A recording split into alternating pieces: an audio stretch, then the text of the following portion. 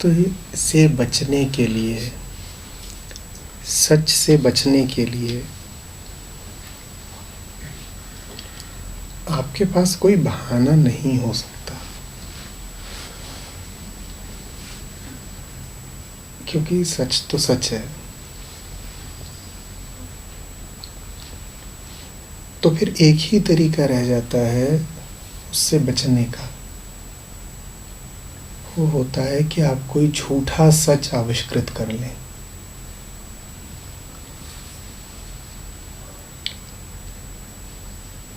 झूठा सच, नकली सत्य,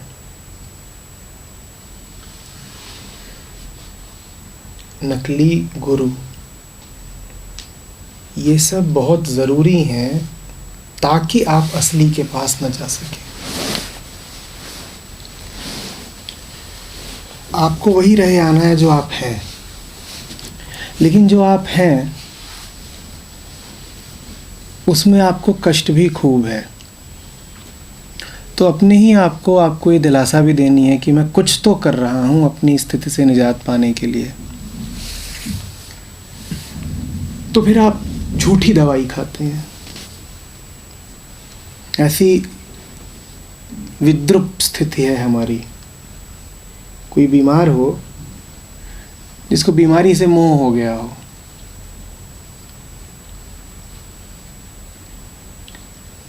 वो बीमारी से छूटना भी चाहता है और नहीं भी छूटना चाहता, तो फिर वो नकली दवाई खाता है अपने आप को ये बताने के लिए कि देखो मैं तो सब कुछ कर रहा हूँ, अब बीमारी ही ढीठ है, नहीं जाती तो मैं क्या करूँ। ये सब नकली दवाइयाँ हैं जो हम जानबूझ के लेते हैं। और नकली दवाइयाँ असली को विस्थापित कर देती हैं।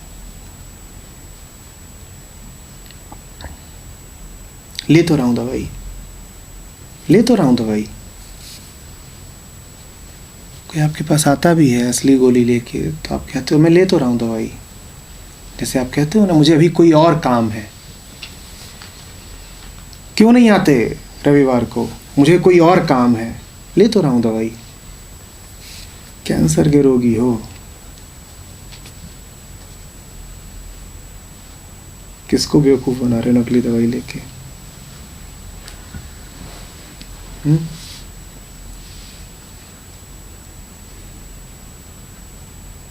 मुझे और काम है।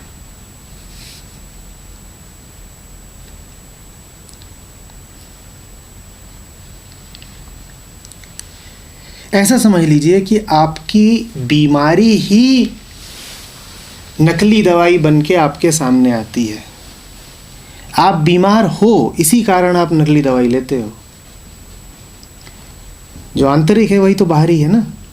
बीमारी अंदर से आपको छेदती है बीमारी बन के, और बाहर से घेरती है नकली दवाई बन के।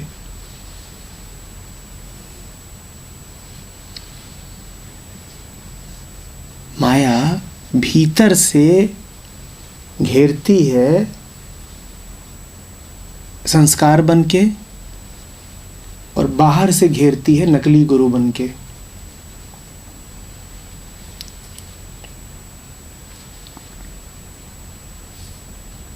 जो भीतरी है वो बाहरी है।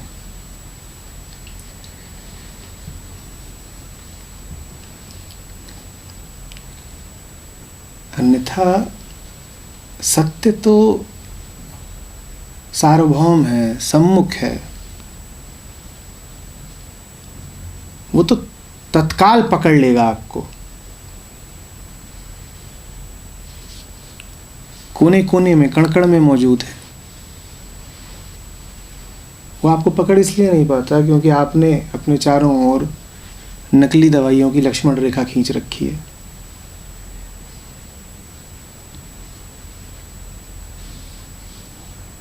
और जिन्होंने आपको भीतर से संस्कारित किया है, ये बात दोहरा रहा हूँ, समझिएगा, उन्होंने ही आपको बाहर नकली धारणाएं, नकली शिक्षक, नकली गुरु दे दिए हैं।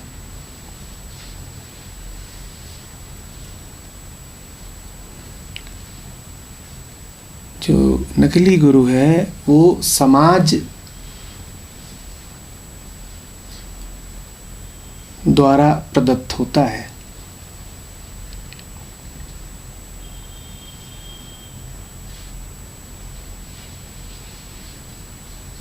समाज का एजेंट होता है, वो सब कुछ आपसे करवा रहा होता है जो समाज आपसे करवाना चाहता है। इसका प्रमाण ये है कि वो आपको पूरी पूरी सामाजिकता में रखेगा। वो बिल्कुल नहीं कहेगा कि अपने नकलीपन से बाज आओ, वो बिल्कुल नहीं कहेगा कि तुम्हारी ज़िंदगी झूठी है। वो कहेगा कि तुम्हारी ज़िंदगी जैसी चल रही है उसी को ज़रा सा और सुकून भरा बनाने के ये नुस्खे हैं। तो तनाव ज़्यादा रहता है तो चलो सांस अंदर बाहर कर लिया करो।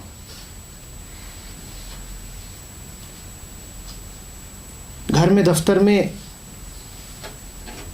मौत जैसा माहौल है तो चलो सुबह उठते ही ये क्रिया कर लिया करो, ऐसा आसन बैठा लिया करो। वो तुमसे बिल्कुल नहीं कहेगा कि अगर घर में और दफ्तर में ऐसा माहौल है तो बाहर आओ ना ऐसे घर से और ऐसे दफ्तर से, छोड़ो। वो बिल्कुल नहीं कहेगा, क्योंकि वो समाज का ही तो एजेंट है, रिप्रेजेंटेटिव है।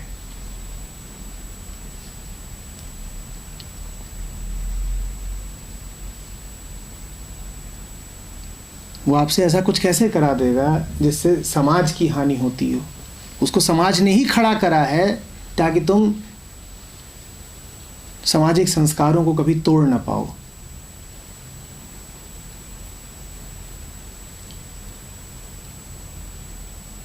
कबीर जो कहते हैं वो आपके तथाकथित गुरु कभी नहीं कहेंगे,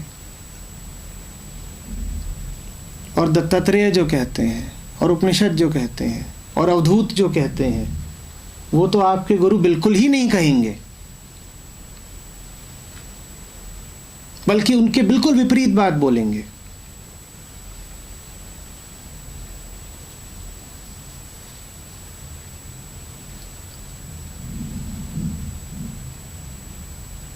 दत्तात्रेय की रुचि इसमें है कि जो कुछ नकली है वो सब जल के गिर जाए। जले ये व्यवस्था, जले ये आडंबर, जले ये षड्यंत्र। और तुम्हारे गुरुओं की रुचि इसमें है कि ये व्यवस्था चलती रहे, इसके पहियों में थोड़ा थोड़ा तेल डालते रहो।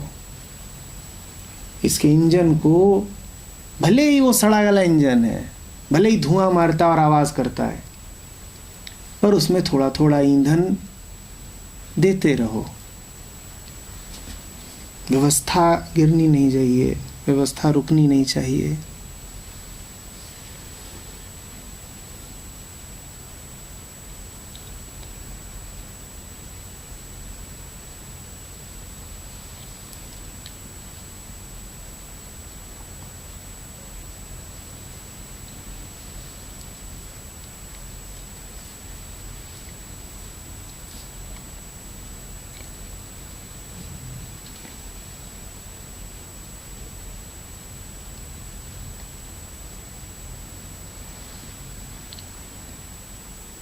सर, इस हम व्यवस्था में जो बात कर रहे हैं वो व्यवस्था गिर जाने पर एक नई व्यवस्था का बनना है या कोई व्यवस्था का नहीं बनना? क्या करना है हमें इससे? क्योंकि कोई भी जो समाज की हम बात करते हैं उस समाज के बाहर भी एक समाज ही होता है। कैसे पता? जैसे हम मतलब मैं किसी क्लास में हूँ, जैसे मैं फर्स्ट ईयर में हूँ तो मैं सेकेंड ईयर वालों को गाली देता हूँ या मैं उनको बेवकूफ़ करता हूँ किसी और ब्रांच वालों को, तो मैं हमेशा अपने आप को उनसे इन ग्रुप और आउट ग्रुप में डिवाइड करता हूँ। ऐसा आपने करा ना? हाँ, मैंने। और आप कौन हो? मैं भी उसी ग्रुप का हिस्सा हूँ। आप वो हो जो उसी व्यवस्था से निकल के आए हो, आप उसी व्यवस्था की पैदाइश हो। तो व्यवस्था तो जब भी देखेगी तो अपने से आगे तो नहीं देख पाएगी ना। मैं उस व्यवस्था से निकलता भी हूँ तो मैं उसी जैसी व्यवस्था आप उस व्यवस्था से यदि पूर्णतया निकलते हो तो आप अपने आप से ही निकल जाते हो। अगर आप व्यवस्था से निकल के, अगर आप एक व्यवस्था से निकल के दूसरे की मांग करने लगते हो तो इसका अर्थ ये है कि आप वही हो जो थे, कपड़े बदल रहे हो बस। एक रिश्ता आपका टूटता है, एक स्त्री आपकी ज़िंदगी से जाती है और आप तुरंत दूसरे की मांग करना शुरू कर देते हो, दूसरे से रिश्ता जोड़ लेते हो, तो आप तो वही हो जो आप थे। चेहरा बदल गया है, आप वही हो। एक दूसरा भी टूटना होता है जहां आप अब वही नहीं रहे। आप जो कि व्यवस्था की पैदाइश हो, आप तो यही चाहोगे ना कि यदि एक व्यवस्था जाए तो दूसरी आ जाए, पर आपका एक दूसरा होना भी है जिसमें इन व्यवस्थाओं की कोई आवश्यकता नहीं है, क्योंकि आदमी जो व्यवस्थाएं बनाता है उनके अलावा और भी व्यवस्था है और उसके बारे में सोचना नहीं पड़ता, उसकी योजना नहीं बनानी पड़ती।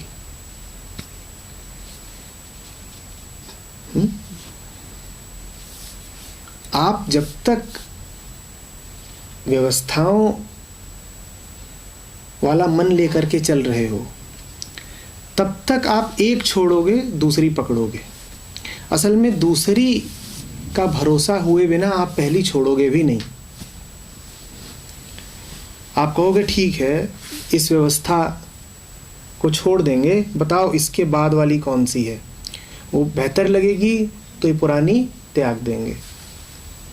एक त्यागना वैसा भी होता है कि हम नहीं जानते कि आगे क्या है,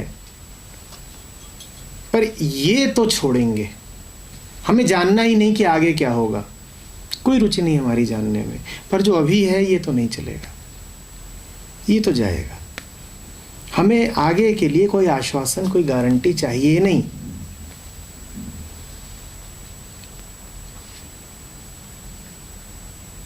अगला कैसा होगा हमें नहीं मतलब, तुम नहीं चलोगे।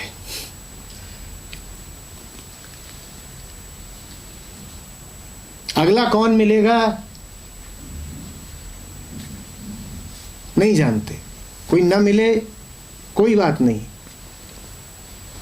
पर आपको नमस्कार है।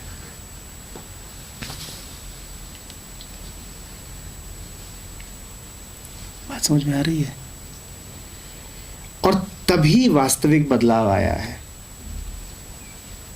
जब तुमने ये पूछना छोड़ दिया है कि अब मेरा क्या होगा। अब आगे क्या होगा।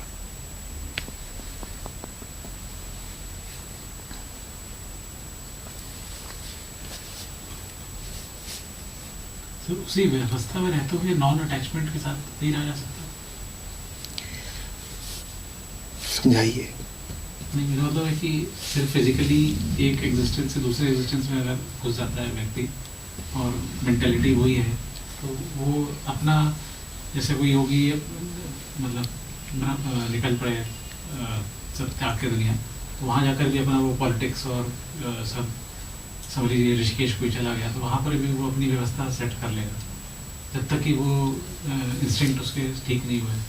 तो उससे अच्छा ये नहीं कि वो जहाँ पर है वहीं पे रहते हुए अपने आपको पहले ठीक करे, उसके बाद फिर व्यवस्था त्यागे। नहीं, इसमें बाकी सब बातें ठीक हैं, पर इसमें आपका जो जोर है वहीं रहने पर जहाँ आप हैं,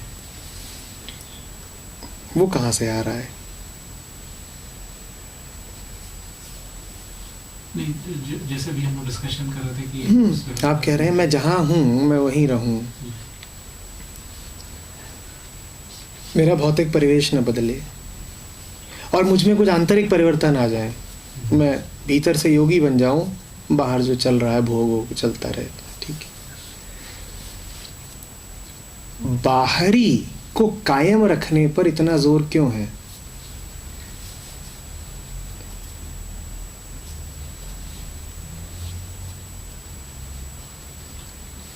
उस स्टेट तक अगर हम नहीं आए हैं और सिर्फ सिचुएशन चेंज कर दिया है। मैं बिल्कुल आपकी मानता हूँ कि जो भीतरी परिवर्तन है जिसकी आप बात कर रहे हैं वो बड़ी महत्वपूर्ण चीज़ है। ठीक, मैं एक मत, पर बाहरी को न बदलने पर इतना जोर क्यों है?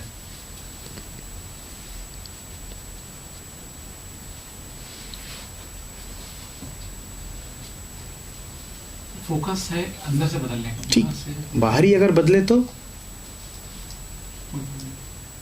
उसकी बात क्यों करते हैं बार बार कि जहां है वहीं रहते हुए?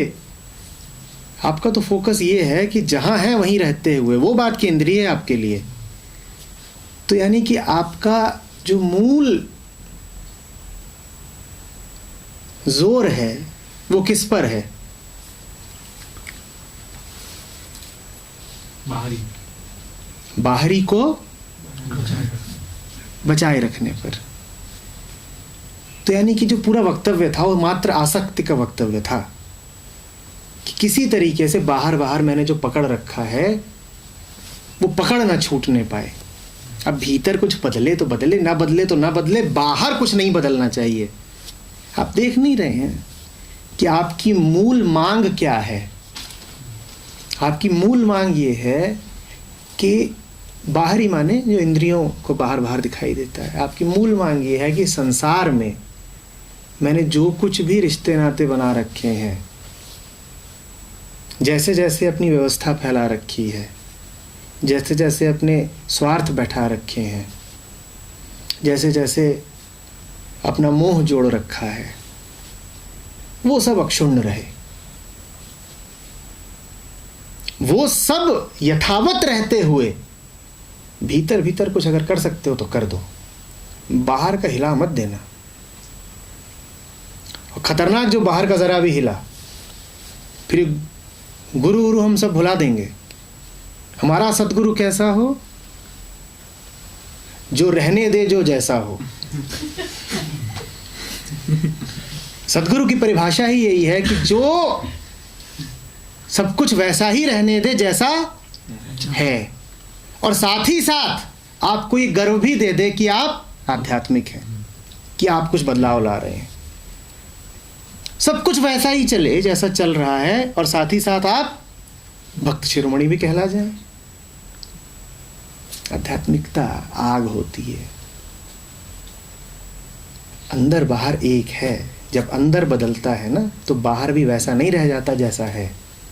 ये एक मूलभूत सिद्धांत है, इसको जानिए। अंदर बाहर एक होता है। जब आपा बदलता है तो संसार भी बदलता है। जब मन बदल गया तो आपके कर्म वैसे ही कैसे रह जाएंगे? जब संस्कारों से मुक्ति मिली तो रिश्तों से नहीं मिलेगी। जब अंदर बदलेगा तो बाहर भी बदलेगा।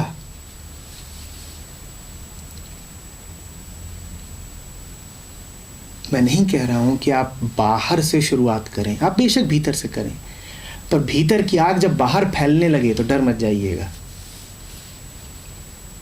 भीतर जब लगेगी तो फैलेगी तो बाहर भी। मैं आपको कोई झूठी सांत्वना नहीं देना चाहता। जो घर जा रहे आप ना, कबीर के भीतर जब लगी तो बनारस भर में फैली, फिर देश भर में फैली, फिर दुनिया भर में फैली, अभी तक फैली हुई। हम सब चले जा रहे हैं उसी में।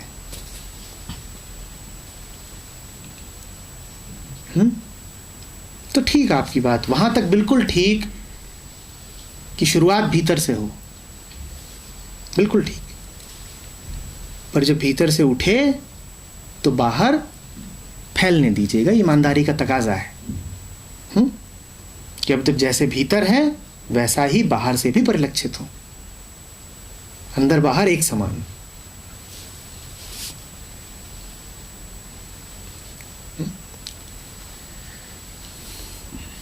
सर अभी आपने जोर की बात कही थी कि भीतरी जोर संस्कारों से बना रहता है और बाहर नकली से। तो एक शायद मेरे दिमाग में एक बात आ रही है कि एक जोर ये ऐसे भी होता है कि अगर असली के साथ है कोई तो उससे छुटा देता है। सवाल भी मेरा उसी से ही थोड़ा संबंधित है। तो ये जो जोर है इसे ऐसा मतलब ये ऐसे कैसे कर सकता है कि जैसे अगर हम असली के साथ हैं, हमें जहाँ तक लगता है, तो ये उसी से ही हमें दूर ले जाए। जो भीतर का है, जो जोर है जो हटा देता है, बेसिकली व्यवस्था बनाए रखने को कहता है। एक व्यवस्था तो रहती है कि नकली के पास ले जाएगा। बाहर जो व्यवस्था के रूप में, व्यक्तियों के रूप में है, या भीतर जो संस्कार के रूप में? किस जोर की बात कर रहे हो? बाहर वाले। बाहर वाला। बाहर वाले में एक दो तरीके हैं, या तो नकली के पास ले जाए या असली से दूर ले जाए। असली से दूर ले जाने का कोई तरीका नहीं होता, यही होता है नकली के पास ले जाओ। असली से दूर जाना कुछ होता ही नहीं, क्योंकि असली कोई वस्तु है क्या कि उससे दूर चले जाओगे? असली कहीं बैठा है क्या कि उससे दूर चले जाओगे? असली कोई चीज है क्या? उससे दूर जाने का अर्थ क्या है? नकली के पास जाना ही असली से दूर जाना है, ये कोई भिन्न घटनाएं नहीं है। असली कुछ है थोड़े ही। तुम क्या पकड़ना चाहते हो? तुम ब्रह्म को क्या मानते हो? पानी है, ग्लास है, कटोरा है, क्या करोगे उसका? असली माने क्या? असली माने कुछ भी नहीं। असली माने कुछ ना। नकली बहुत कुछ है। नकली को समझो, नकली को जानो, खोपड़ा चलाओ नकली को जानने में। असली की फिक्र बिल्कुल छोड़ दो, असली का नाम ही मत लिया करो। असली का नाम ही मत लिया करो, नकली के प्रति सजग रहो।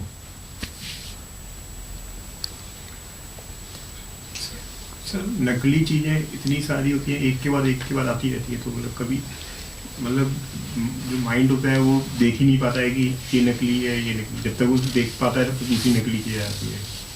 तो उसको चीजों को बार बार नकली कहो, उससे कहीं ज्यादा सरल है कि एक ही झटके में पूरा नकली कर दो। चीज को उसको देखने वाले उपकरण को ही कह दो कि ये जो कुछ देखेगा वो। अब तुम्हारी गाड़ी में स्पीडोमीटर लगाओ, खराब है, वो जो कुछ भी दिखा रहा है वो सब क्या है? गलत है। अब तुम बार बार बोलो 60 भी गलत है, 70 भी गलत है, 80 भी गलत है, 20 भी गलत है, 25 भी गलत है। उससे अच्छा क्या ये नहीं है कि कह दो स्पीडोमीटर गलत है? अरे जो भी करेगा वही गलत होगा, बस बात खत्म। अगर दिखता है तो, सुनाई पड़ता है तो,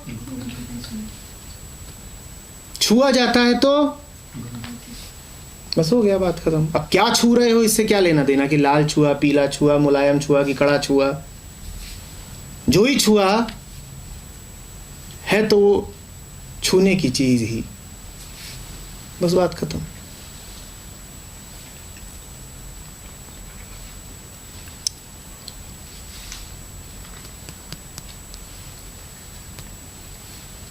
पर उम्मीद रही जाती है ना। लाल जहर पी लिया, पीला पी लिया, नीला पी लिया, नारंगी पी लिया, इस बार काला वाला, क्या पता ये कम जहरीला हो। उम्मीद रही जाती है। नहीं, इस बार तो कर ही डालेंगे। उस लाल वाला भी रिपीट हो गया, उससे तो मुझे लगता है कि मुझे तक पीने का विधि ठीक नहीं था यार। फेस्टिवल्स आते थे हर साल।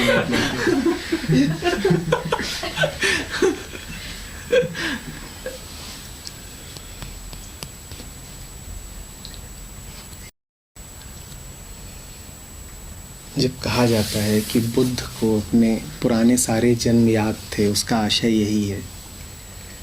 उन्हें याद है कि सारे जहर एक हैं, 7, 8, 10, 20, 50 तरीके के जहरों से गुजरा हूँ, अब कोई उम्मीद नहीं बची। अब कोई नया जहर दिखाओगे तो मैं कहूँगा ना, गुजर चुके हैं। हम भूल जाते हैं, वही गलतियाँ दोहराते हैं। बुद्ध वो जिसे अपनी गलतियाँ याद है, वो बात बात में बोलते थे कि पता है एक जन्म में मैं ये भी था, एक जन्म में मैं एक शेर था, एक जन्म में हिरण था, एक जन्म में कोई साधक ब्राह्मण था। उनको याद है कि इन सब से गुजर चुका हूँ, अब दोबारा नहीं गुजरना, कर तो चुके हैं। ये सवाल पूछा जा चुका है पहले, ये उत्तर मिल चुका है पहले।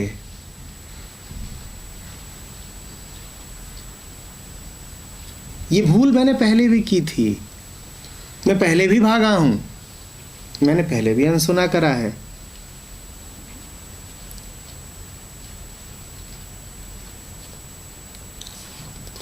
बुद्ध में और तुम में इतना ही अंतर है, तुम्हें याद नहीं रहता,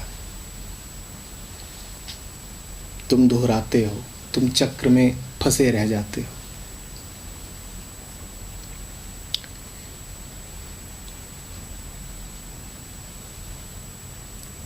कुछ भी ऐसा नहीं है जो आज तुम्हें कष्ट देता हो और पहले तुम्हें कष्ट न दे चुका हो। तुम्हारा कोई कष्ट नया है ही नहीं। क्यों उसको पुनः पुनः भुगतते हो? कोई तुमसे भूल ऐसी होती नहीं जो तुमने पहले न की हो।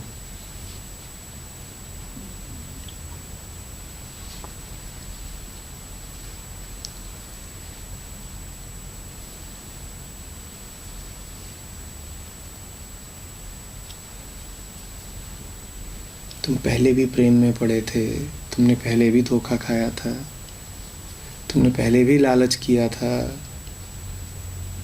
तुम पहले भी रोए थे, तुम पहले भी मोह, घृणा, द्वेष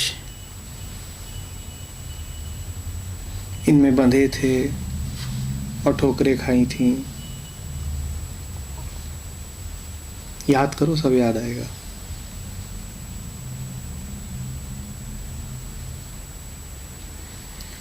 तुम पहले भी पैदा हुए थे, तुम पहले भी मरे थे।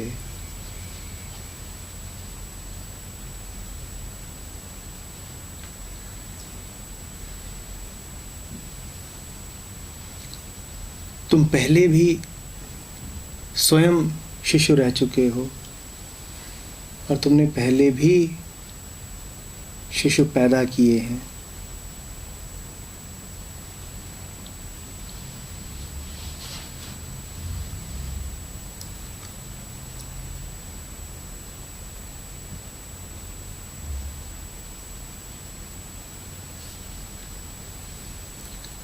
याद तो रखा करो।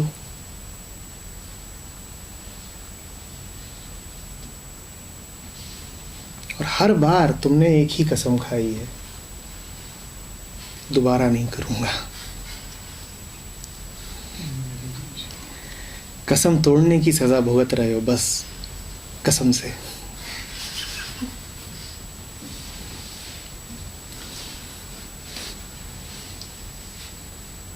हर बार कसम खाते हो, हर बार अपनी ही कसम तोड़ते हो। कसम जानते हो ना कैसे खाते हो? कसम खा के कहता हूँ आगे से नहीं करूँगा। अब समझ में आ रहा है इतने दुख में क्यों हूँ? अपनी ही कसम तोड़ते हो।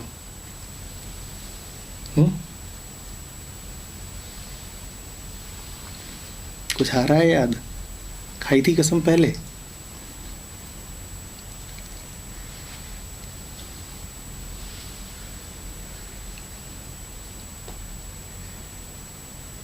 सर वो कसम जब तोड़ी थी उसके सर वो तोड़ने के बाद तो बहुत मजा आया, बड़ा मजा आ रहा है। ठीक है, जिस दिन फिर दिक्कत आने लगी उस दिन याद आती है क्या कसम नहीं खाई थी, वो सही खाई थी।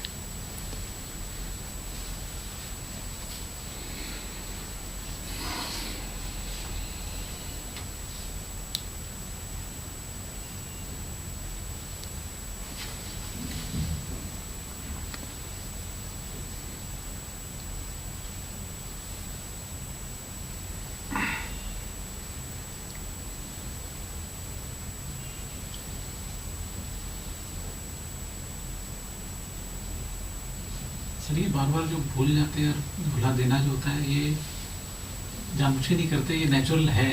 मतलब अगर जैसे समझ लीजिए अगर बर्थ रीबर्थ होते हैं तो हमें जो नहीं याद रहता वो कोई हमने भुलाया नहीं है, वो नेचर से ही ऐसा होता है कि मिटा दी जाती है मेमोरी कुछ। तो इसका ये नेचुरल चीज़ है तो फिर ये क्यों गलत है फिर? उतना पीछे मत जाइए। कल जो कसम खाई थी वो आज क्यों भुलाई? क्या इतना स्वाभाविक था स्वभाव को भुला देना? फिर पूछ रहा हूँ, क्या इतना स्वाभाविक था स्वभाव को भुला देना?